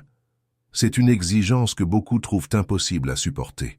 Mais Spinoza a vécu cette impossibilité avec un calme que ses contemporains ont enregistré et que ses biographes commentent encore, comme quelqu'un qui avait trouvé, au centre d'une existence dépouillée de toutes les garanties traditionnelles, quelque chose qui se soutenait par lui-même. Il y a une phrase que les scientifiques devraient répéter plus souvent qu'ils ne le font. Nous ne savons pas. Non pas comme une capitulation, non comme une invitation à ce que la religion occupe l'espace vide, mais comme une honnêteté sur où exactement la connaissance empirique se termine et où commence le territoire qui n'a pas encore été cartographié et peut-être ne peut pas être cartographié avec les outils disponibles. En ce qui concerne l'origine humaine, la science sait extraordinairement beaucoup.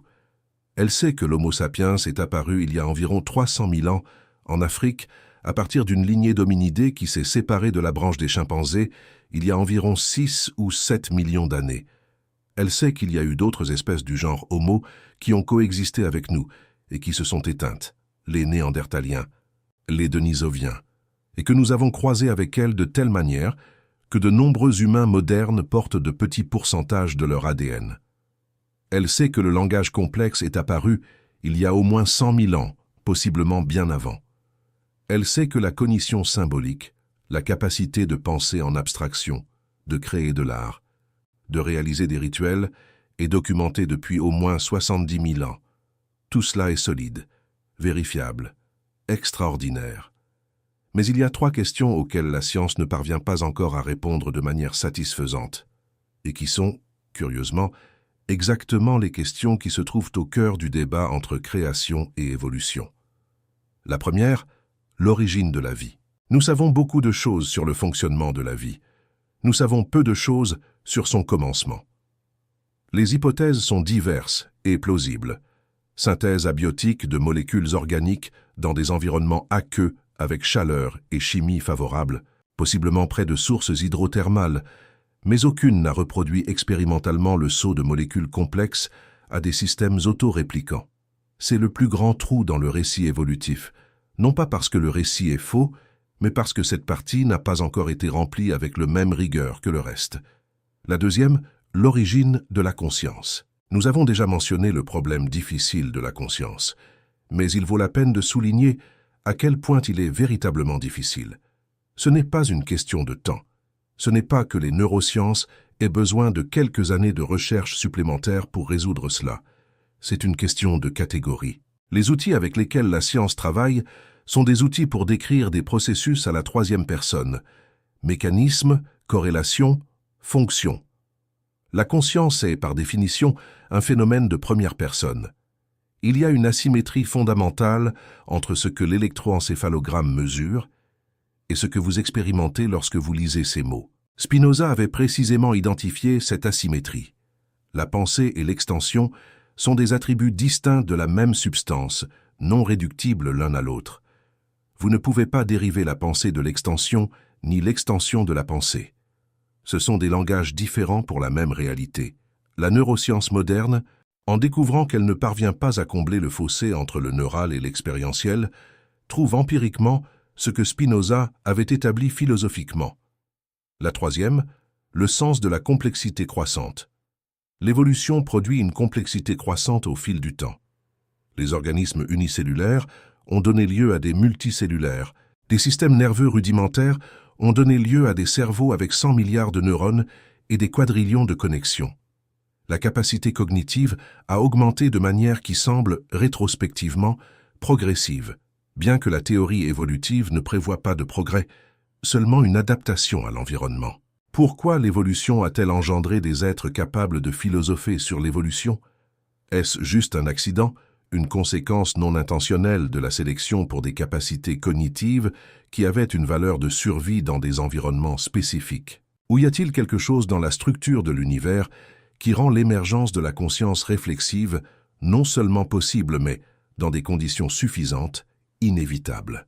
Cette question est au cœur du soi-disant principe anthropique, l'observation que les constantes physiques de l'univers semblent ajustées de manière étrangement précise pour permettre l'existence de la vie complexe et consciente.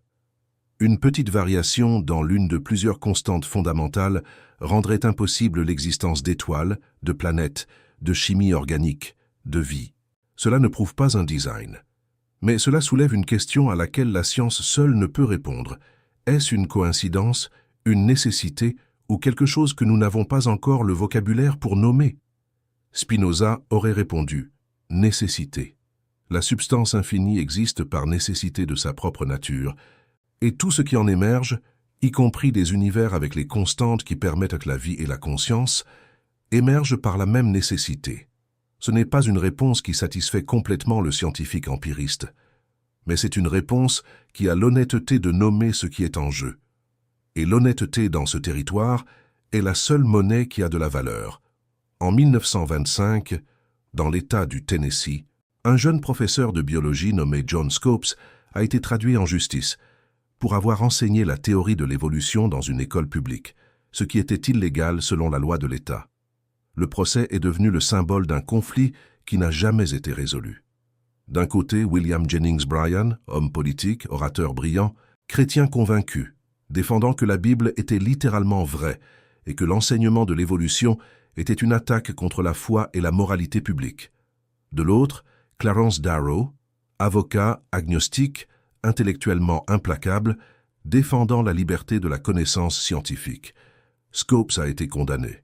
La décision a ensuite été annulée en appel pour des raisons techniques, mais le débat que le procès représentait n'a jamais été résolu.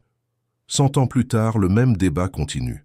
En 2005, un tribunal fédéral américain a décidé que le design intelligent ne pouvait pas être enseigné comme science dans les écoles publiques, car il s'agissait essentiellement d'une position religieuse déguisée en théorie scientifique. Dans plusieurs pays du monde, les programmes scolaires continuent d'être un champ de bataille entre des visions d'origine qui ne parviennent pas à s'asseoir à la même table sans essayer de détruire l'une l'autre. Pourquoi cette bataille continue-t-elle? La réponse la plus superficielle est qu'il y a des intérêts institutionnels des deux côtés. Des institutions religieuses qui craignent de perdre leur autorité si leurs textes fondateurs sont traités comme des documents historiques et des courants scientifiques qui craignent toute ouverture à un langage de but ou de design comme une porte vers le mysticisme.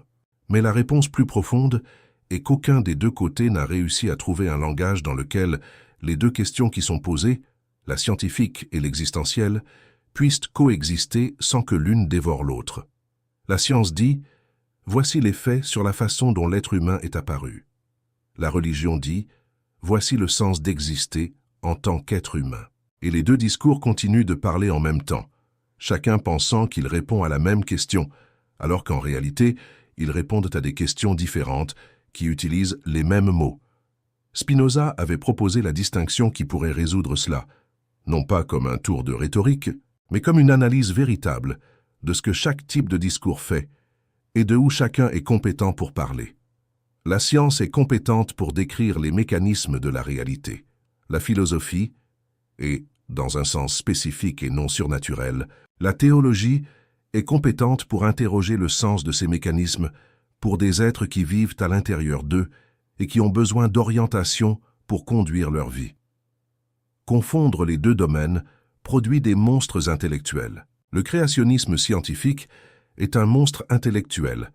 Il tente de donner une réponse philosophique et religieuse en utilisant le format d'un argument empirique et échoue dans les deux. Le scientisme, l'affirmation que la science est la seule forme valide de connaissance et que les questions de sens sont des pseudo-questions, est un autre monstre intellectuel de signal opposé. Spinoza n'était pas créationniste, il n'était pas scientiste, il était quelque chose de plus difficile à catégoriser et plus difficile à attaquer. Il était un penseur qui prenait absolument au sérieux les deux types de questions et refusait de laisser l'un engloutir l'autre. L'être humain est nature, complètement sans exception, sans âme ombre séparée flottant au-dessus du corps. Et l'être humain est la manière dont la nature se comprend elle-même, ce qui confère à cette compréhension une dignité qui n'a besoin d'aucune origine surnaturelle pour être réelle et profonde.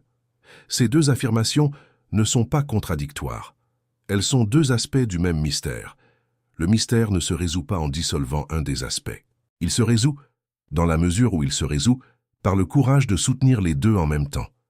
C'est ce que Spinoza a vécu, c'est ce qu'il nous propose.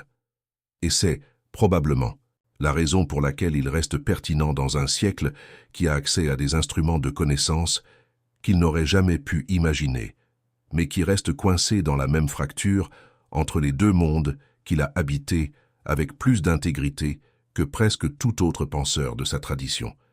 Il existe une expérience mentale que j'aime proposer. Imaginez que demain, d'une manière improbable mais pas impossible, une preuve définitive sur l'origine humaine soit trouvée. Une preuve qui ne laisserait aucune marge d'interprétation, qui répondrait à la question d'un coup. Disons que la preuve était scientifique. On a trouvé l'enregistrement fossile complet et ininterrompu de la lignée humaine, du premier organisme vivant à l'Homo sapiens, sans aucune lacune. Et il a été absolument prouvé qu'il n'y a eu aucune intervention, aucune création spéciale, aucun moment où quelque chose d'extérieur au processus naturel aurait touché le fil. Da evolução. Ou digamos que a evidência fosse o oposto. Encontraram algo que não pode ser explicado por nenhum processo natural. Uma assinatura no genoma humano, uma estrutura no DNA que só poderia ter sido colocada ali intencionalmente. Uma mensagem codificada que indica autoria externa ao universo conhecido. Em qualquer um dos dois casos, a pergunta que ficaria de pé, absolutamente intacta, seria esta: e agora? O que fazemos com isso? Porque o conhecimento sobre a origem não determina automaticamente o modo de viver. Não resolve os dilemas éticos. Não acaba com o sofrimento. Não preenche o silêncio que existe dentro de cada pessoa às 3 da manhã, quando o sono não vem e a vida parece ao mesmo tempo urgente e sem sentido. Spinoza sabia disso, e é por isso que a sua obra não termina com a ontologia, com a descrição da substância infinita e dos seus modos. Termina com a ética, com a pergunta sobre como viver. A sua conclusão, depois de 600 páginas de demonstrações geométricas que constroem passo a passo uma das arquiteturas filosóficas mais ambiciosas que a história do pensamento produziu, é surpreendentemente simples na sua formulação. A vida boa é a vida da compreensão, não a vida da riqueza, não a vida do prazer, não a vida da glória ou do poder, não a vida da obediência a uma lei externa imposta por uma autoridade que promete recompensa depois da morte. A vida da compreensão. Compreender o que você é, genuinamente, sem ilusão. Compreender o que os outros são, com a mesma recusa de ilusão. Compreender o que a realidade é, até onde a razão humana consegue alcançar, sabendo que não alcança tudo, mas alcançando o máximo possível. E nessa compreensão, não como consequência separada, mas como dimensão interna da própria compreensão, encontrar a alegria que Spinoza chamava de beatitude, não a alegria da conquista, não a alegria da vitória, a alegria de estar em acordo com o que é real, de não gastar energia mental em resistência ao que não pode ser mudado, em medo do que é inevitável, em ódio ao que simplesmente é diferente. A alegria, em suma, de ser livre. Livre não no sentido de estar acima das leis da natureza. Nenhum ser pode isso. Livre no sentido de compreender as leis dentro das quais existe e de agir a partir dessa compreensão, em vez de ser arrastado às cegas pelas paixões que a ignorância produz. Essa liberdade está disponível independentemente de você acreditar que foi criado num jardim ou que emergiu de bilhões de anos de evolução cega. Está disponível independentemente de você acreditar numa vida após a morte ou não. Está disponível independentemente da resposta que você dá, ou que não consegue dar, à pergunta de onde viemos. E talvez seja isso o mais importante legado de Spinoza para o século XXI, que continua dividido entre mundos que não conseguem se ouvir. A origem não determina o destino. O que você é, a partir de agora, a partir de cada decisão, de compreender, em vez de reagir cegamente, de ver em vez de olhar sem enxergar, isso não está escrito em nenhum texto sagrado, nem em nenhum código genético. Está em aberto. Sempre esteve em aberto. E Spinoza, o menino de Amsterdã que aprendeu a duvidar antes de aprender a mentir, que foi maldito aos 23 anos e continuou escrevendo sozinho num quarto alugado até os 44, que morreu com os pulmões cheios de poeira de vidro e a cabeça cheia de ideias que o mundo levaria séculos para absorver, esse homem passou a vida inteira habitando essa abertura, sem rede, sem garantia, sem a promessa de que existia alguém do outro lado esperando com uma resposta. Apenas a razão, apenas a honestidade, apenas a convicção de que a verdade, por mais desconfortável que seja, é sempre mais habitável do que a ilusão confortável. No fim, talvez seja isso o que de mais humano existe em nós, não a origem, criada ou emergida, divina ou evolutiva, mas a pergunta que não para, que não aceita resposta fácil, que nos acorda às 3 da manhã e nos olha de frente com aquela expressão que tem os olhos escuros e a testa larga de um jovem de Amsterdã que ficou olhando para um pergaminho muito tempo atrás e se perguntou: mas quem escreveu isso, afinal? Essa pergunta é Spinoza. Essa pergunta é você. Essa pergunta é o que há de mais vivo em cada ser humano que se recusa a dormir com respostas emprestadas. E ela permanecerá de pé, insistente, insolúvel, absolutamente necessária, muito depois de todos nós termos nos dissolvido de volta na substância infinita da qual viemos.